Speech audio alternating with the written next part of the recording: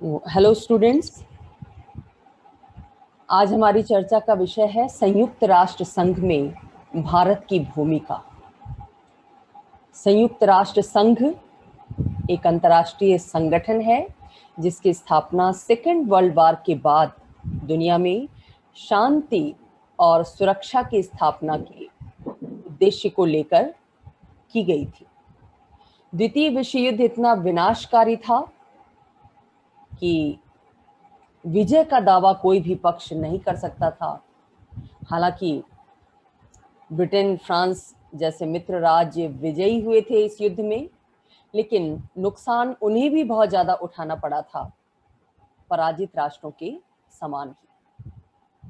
लिहाजा दुनिया के सभ्य राष्ट्र गंभीरतापूर्वक ये सोचने के लिए विवश हुए कि अगर तत्काल हमने कोई उपाय नहीं किया तो अब तक की जो भी मानव सभ्यता और संस्कृति है वो चंद पलों में विनष्ट हो जाएगी। ऐसी स्थिति में संगठित होने को पहली आवश्यकता माना गया, विश्व शांति और सुरक्षा के हित में। एक अंतर्राष्ट्रीय संगठन की स्थापना की बात उठी 1942 में ही, जब युद्ध चल रहा था। अभी ऐसा नहीं था कि 42 से पहले अंतर्राष्ट्रीय संगठन की स्थापना का कोई प्रयास नहीं किया गया था। आप जानते हैं कि फर्स्ट वर्ल्ड वॉर के बाद भी लीग ऑफ नेशंस जैसी संस्था स्थापित की गई थी शांति और सुरक्षा के लिए, ताकि दुनिया को दोबारा विनाशकारी युद्ध का सामना न करना पड़े। लेकिन लीग ऑफ नेशंस के होते हुए भी सेकेंड वर्ल्ड वॉर दुनिया को झेलना पड़ा। ये इस बात की तस्दीक करता था कि संयुक्त जो राष्ट्र संघ जैसी संस्था थी वो विफल हो गई थी। इसीलिए इस बार यानी सेकेंड वर्ल्ड वॉर के बाद बहुत ही गंभीर प्रयत्न किए गए संगठन निर्माण की दिशा में, और संयुक्त राष्ट्र संघ की स्थापना इसी गंभीर प्रयास का सुपरिणाम था। जहां तक भारत के यूनाइटेड नेशंस से संबद्ध होने की बात है, संयुक्त राष्ट्र संघ में उसकी भूमिका का सवाल है, भारत सांस्कृतिक रूप से विश्व शांति की कामना करता रहा है। विश्व शांति की कामना उसकी संस्कृति का अंग रहा है। वो दुनिया के सभी राष्ट्रों के सह अस्तित्व के भाव में विश्वास रखता है। उसकी विदेश नीति शांतिपूर्ण सह अस्तित्व की नीति पर आधारित है। राष्ट्रों के आत्मनिर्णय के अधिकार को वो समर्थन देता रहा है। ऐसी स्थिति में जब कोई ऐसी संस्था स्थापित हो रही हो जो संगठित रूप से दुनिया में शांति कायम कर सकेगी या दुनिया के राष्ट्रों को सुरक्षा प्रदान कर सकेगी, तो बहुत स्वाभाविक था कि भारत उसका अंग बनता, उसकी कार्यवाहियों में बढ़ चढ़कर हिस्सा लेता, क्योंकि ये संस्था और इस संस्था के उद्देश्य, सिद्धांत भारत की संस्कृति, भारत की विदेश नीति और विदेश नीति के सिद्धांतों के नितांत अनुरूप थी। मुख्य बात भारत के संबंध में ये है कि भारत यूनाइटेड नेशंस का मौलिक सदस्य देश रहा है। यानी जब संयुक्त राष्ट्र संघ की स्थापना का प्रथम प्रयास किया गया 1942 में वॉशिंगटन डीसी में, जनवरी 1942 में जब दुनिया के राष्ट्र एकत्रित हुए, संयुक्त राष्ट्र संघ का घोषणा पत्र लाया गया, उस पर हस्ताक्षर किए गए, तो भारत भी उस पर हस्ताक्षर करने वाले देशों में से एक था। हालांकि उस समय भारत स्वतंत्र नहीं हुआ था, 1942 की बात है ये। फिर भी कनाडा, फिलिस्तीन और यूक्रेन जैसे देशों के समान भारत भी परतंत्र होते हुए भी उसने संयुक्त राष्ट्र संघ के घोषणा पत्र पर हस्ताक्षर किए और वो संयुक्त राष्ट्र संघ का मौलिक सदस्य बना। बाद में जब यूनाइटेड नेशंस की कॉन्फ्रेंस सैन फ्रांसिस्को में 1945 में आयोजित की गई, तो उस कॉन्फ्रेंस में भी भारत ने भाग लिया। भारत संयुक्त राष्ट्र संघ के घोषणा पत्र में उसके जो उद्देश्य घोषित किए गए हैं, जो सिद्धांत घोषित किए गए हैं, विश्व शांति से संबंधित, सुरक्षा से संबंधित, राष्ट्रों के सह अस्तित्व से संबंधित, उन सभी उद्देश्यों और सिद्धांतों के प्रति भारत आस्थावान है और इन सिद्धांतों के क्रियान्वयन में उसने समय समय पर बहुत महत्वपूर्ण योगदान दिया है, जिसके बारे में हम आगे चर्चा करेंगे। जब भारत स्वतंत्र हुआ, भारत का अपना संविधान बना, तो उस संविधान के चौथे भाग में जहां राज्य की नीति के निर्देशक तत्व हैं, वहां भी ये घोषित किया गया कि भारत संयुक्त राष्ट्र संघ के उद्देश्यों के प्रति आस्था रखेगा। सरकारें नीतियों का निर्माण करते समय, योजनाओं को क्रियान्वित करते समय संयुक्त राष्ट्र संघ के सिद्धांतों को अमल में लाने की कोशिश करेगी। तो इस तरह से प्रारंभिक रूप में ही, उसके प्रारंभिक सदस्य के रूप में भारत ने संयुक्त राष्ट्र संघ के सिद्धांतों के प्रति, उसके शांति के प्रयासों के प्रति अपनी आस्था व्यक्त की है। दूसरा, और किस रूप में भारत ने यूनाइटेड नेशंस में अपने आप को, अपनी उपस्थिति दर्ज की, क्या भूमिका निभाई भारत ने? संयुक्त राष्ट्र संघ की जो सुरक्षा परिषद है, उसके अस्थायी सदस्य के रूप में भारत ने लंबी पारी खेली है। सुरक्षा परिषद संयुक्त राष्ट्र संघ का कार्यकारी अंग है और इसके द्वारा जो निर्णय लिए जाते हैं, उन्हीं निर्णयों के आधार पर संयुक्त राष्ट्र संघ किसी कार्यवाही में संलग्न होता है। सुरक्षा परिषद के सदस्य दो तरह के हैं। कुछ सदस्य स्थायी हैं, जो हमेशा उसके मेंबर्स बने रहते हैं, जैसे ब्रिटेन, अमेरिका, फ्रांस, रूस और चीन। इन स्थायी सदस्य देशों को वीटो पावर प्राप्त है, यानी कोई भी प्रस्ताव जो संयुक्त राष्ट्र संघ में लाया गया है, सुरक्षा परिषद में लाया गया है, वो तभी पारित समझा जाएगा, तभी उसका क्रियान्वयन होगा जब ये पांचों देश सहमत हो जाएं। अगर इन 5 देशों में से कोई एक भी किसी प्रस्ताव पर अपनी असहमति व्यक्त करता है, तो वो प्रस्ताव गिर जाता है, वो पास नहीं हो पाता। इसको वीटो पावर कहते हैं।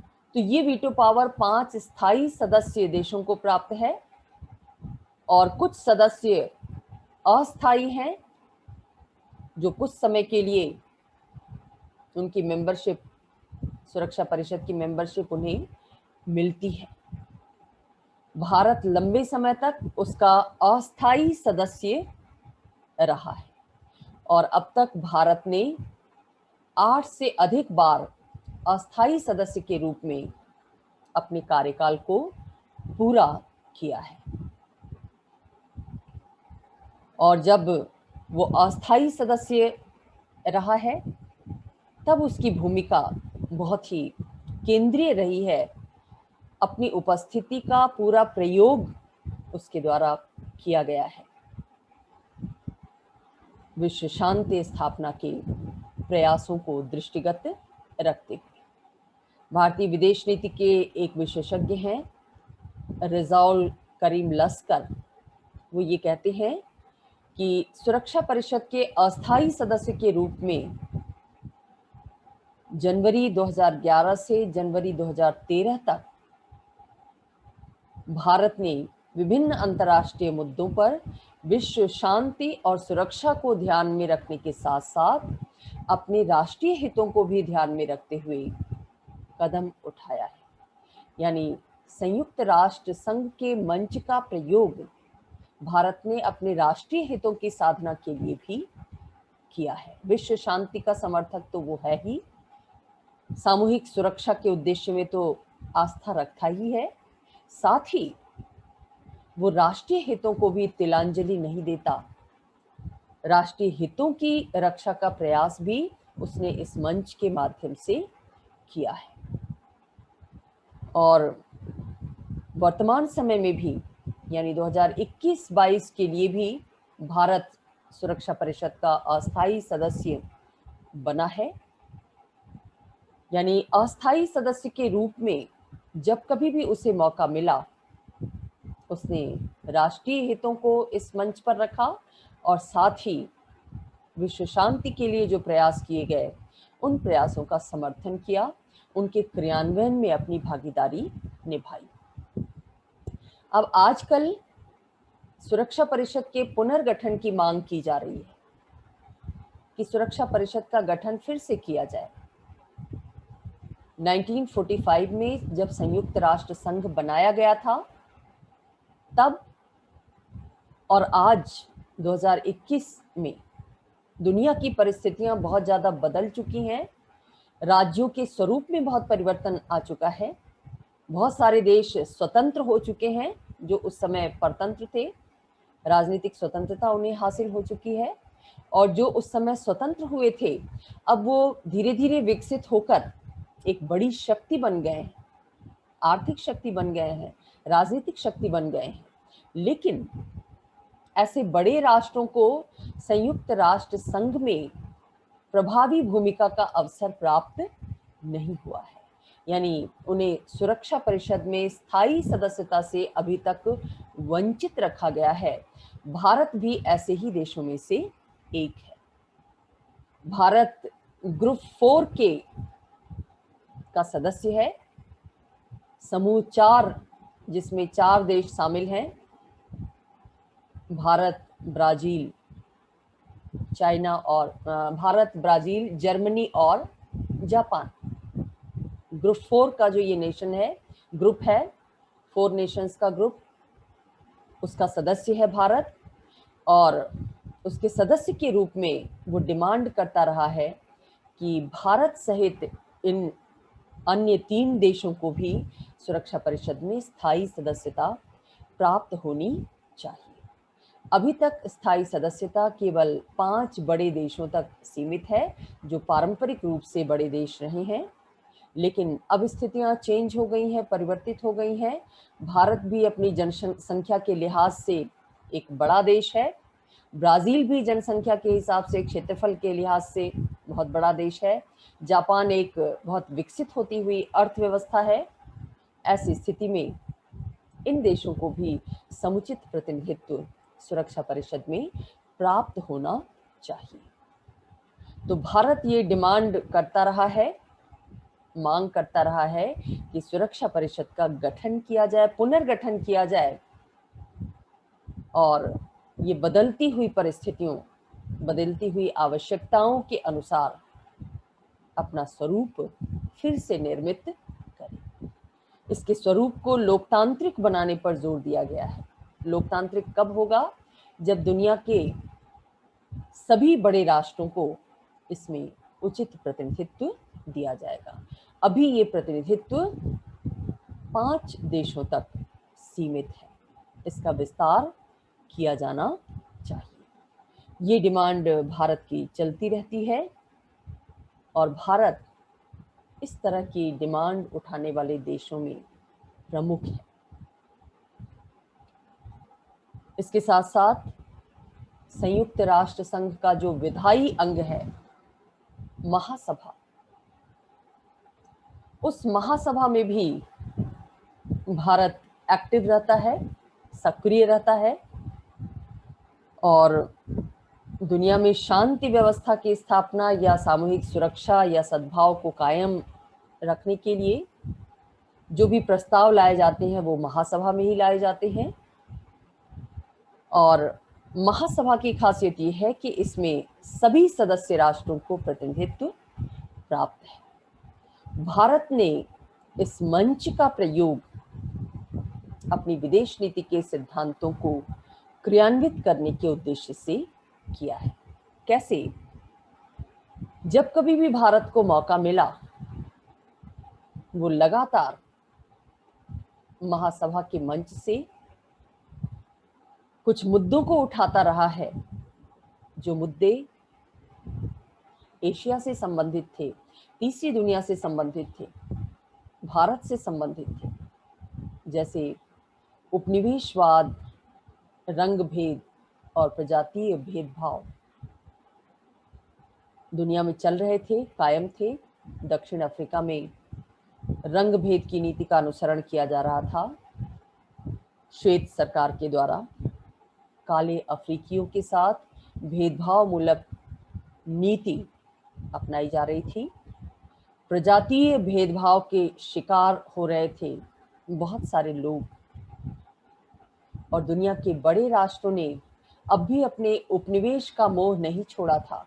छोटे छोटे राष्ट्रों को, एशिया, अफ्रीका और लैटिन अमेरिका के जो पिछड़े हुए राष्ट्र थे, उनको वो अपना उपनिवेश बनाए हुए थे, और उन उपनिवेशों के माध्यम से वो अपने मातृ देश को समृद्ध बनाने का उद्देश्य रखते थे। भारत ने बड़ी शक्तियों के इन सभी प्रयासों और सभी नीतियों का विरोध किया, और विरोध के लिए उसने मंच चुना संयुक्त राष्ट्र महासभा का। दुनिया का ध्यान आकर्षित किया इन मुद्दों की तरफ कि अब भी दुनिया में बहुत से ऐसे देश हैं जो उपनिवेशवाद का शिकार हैं, जो रंग भेद की नीति का शिकार हैं, और जहां की जनता प्रजातीय भेदभाव को झेल रही है। मानवता के हित में शांति और सुरक्षा के उद्देश्य को प्राप्त करने की दृष्टि से इन बुरी प्रवृत्तियों पर अंकुश लगाया जाना जरूरी है। भारत ने बार बार इस मंच से गुहार लगाई, दुनिया के देशों का ध्यान आकर्षित किया इन मुद्दों की तरफ, और भारत के ये प्रयास विफल नहीं हुए, बल्कि उसके प्रयासों का ही प्रतिफल था कि धीरे धीरे करके विभिन्न उपनिवेशों में जो स्वतंत्रता आंदोलन चलाए गए, उनको एक एक करके सफलता मिली, और ये एक एक करके स्वतंत्र होते चले गए। दक्षिण अफ्रीका में रंग भेद को लागू करने वाली सरकार का अंत हुआ, और प्रजातीय भेदभाव की समाप्ति की दिशा में भी प्रयास किए गए। तो इस तरह से महासभा के मंच से भारत ने अपनी सक्रिय भागीदारी दर्ज की है दुनिया के मामलों में अपनी विदेश नीति को क्रियान्वित करने की दृष्टि से। केवल इतना ही नहीं, हम ये देखते हैं कि 10 दिसंबर 1948 को संयुक्त राष्ट्र संघ की महासभा के द्वारा मानवाधिकार घोषणा पत्र स्वीकृत किया गया, लागू किया गया, और इस घोषणा पत्र को तैयार करने में भारत की एक प्रमुख गांधीवादी कार्यकर्ती डॉक्टर श्रीमती हंसा मेहता, इनका बड़ा योगदान रहा है। खासतौर से इस घोषणा पत्र की शब्दावली को लैंगिक दृष्टि से समता मूलक बनाने के संदर्भ में संयुक्त राष्ट्र संघ का जो मानवाधिकार घोषणा पत्र था, उसमें शब्दावली ये थी कि all men are created equal, सभी व्यक्ति, सभी मनुष्य समान बनाए गए हैं, समान पैदा हुए हैं। इस शब्दावली में जो मेन शब्द था वो पुरुषवाचक था और पुरुष के वर्चस्व को इंगित करता था। इस शब्दावली में हंसा मेहता के कहने से परिवर्तन किया गया। क्या परिवर्तन किया गया कि ऑल मेंस की जगह ऑल ह्यूमन बीइंग्स रखा गया, सभी मानव, सभी मनुष्य, ये शब्दावली रखी थी। इससे लैंगिक समानता का पता चलता है, जबकि मेन शब्द केवल पुरुष के वर्चस्व को घोषित करता है।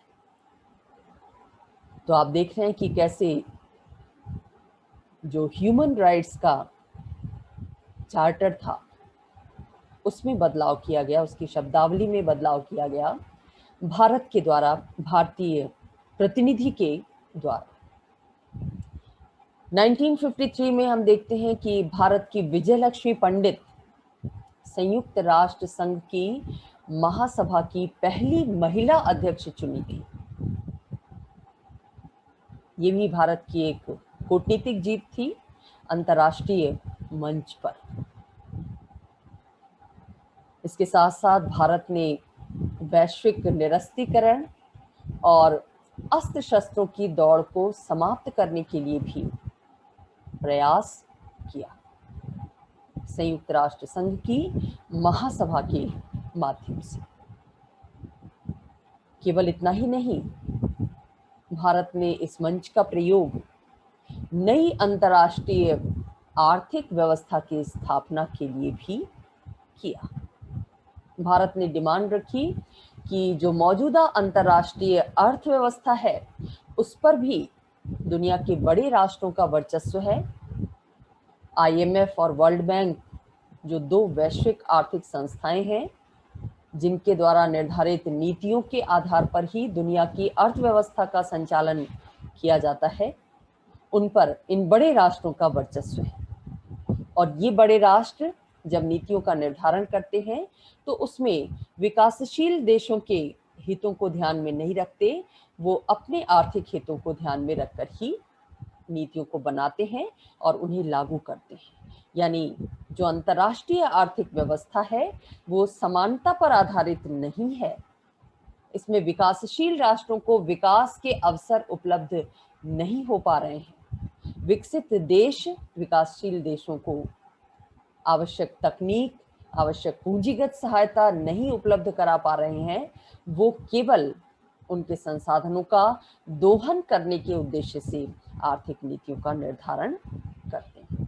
आपको याद होगा कि जब 90s के दशक में डंकल प्रपोजल आया था उदारवादी नीतियों को लागू करने के लिए, तो उस डंकल प्रस्तावों का कितना विरोध किया गया था भारत सहित तमाम विकासशील देशों के द्वारा। तो भारत की मांग रही है कि अंतर्राष्ट्रीय आर्थिक व्यवस्था समानता के सिद्धांत पर आधारित होनी चाहिए, परस्पर लाभ के सिद्धांत पर आधारित होनी चाहिए।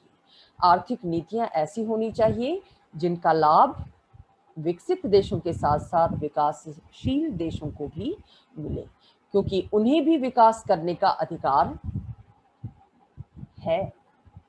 उनकी जनसंख्या को भी अच्छी जीवन शैली जीने का अधिकार है।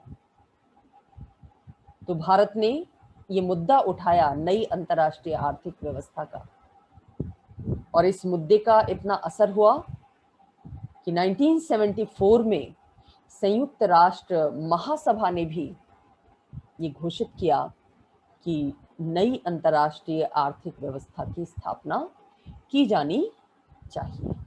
और उसने विकसित देशों की इस संदर्भ में कुछ जिम्मेदारियां भी तय की कि उनके द्वारा विकासशील देशों को पूंजीगत सहायता दी जानी चाहिए, तकनीकी सहायता दी जानी चाहिए, ताकि वो भी अपना आर्थिक विकास कर सके, उन्हें भी विकास का अधिकार प्राप्त हो सके। तो इस तरह से महासभा के मंच का प्रयोग भारत ने विभिन्न मुद्दों को आगे बढ़ाने के लिए, विभिन्न मुद्दों पर, अंतर्राष्ट्रीय मुद्दों पर सफलता हासिल करने के लिए किया। और भारत का व्यापक उद्देश्य था विश्व शांति, सुरक्षा और राष्ट्रीय